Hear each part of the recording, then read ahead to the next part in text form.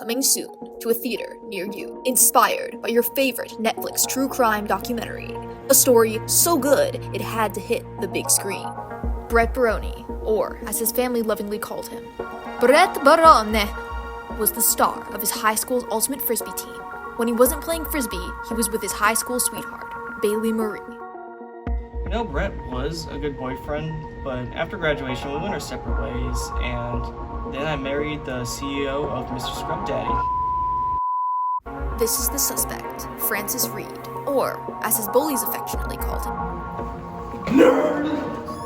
I'm a geek actually. If you're on soul me, make sure you're linguistically.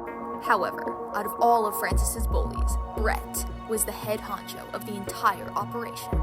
He was also the president of the We Hate Francis Club, which was an official school club that earned $50, raising money for the school's impoverished and underfunded improv club. The class graduated in 1986, somehow, but tragedy had yet to strike at the high school reunion 10 years later. I understand you were the one who found the body? Yes. And you flipped over the body, yes? Yes. And then you drew a mustache on Brett with your eyeliner. Yes. You know, the dead body made me sad, but then I remember that he used to want to grow a mustache during high school, and, you know, which he still hadn't done, and maybe he would have wanted to go to heaven like that.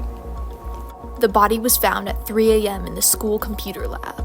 Forensic experts determined Brett's time of death was just 2 hours before.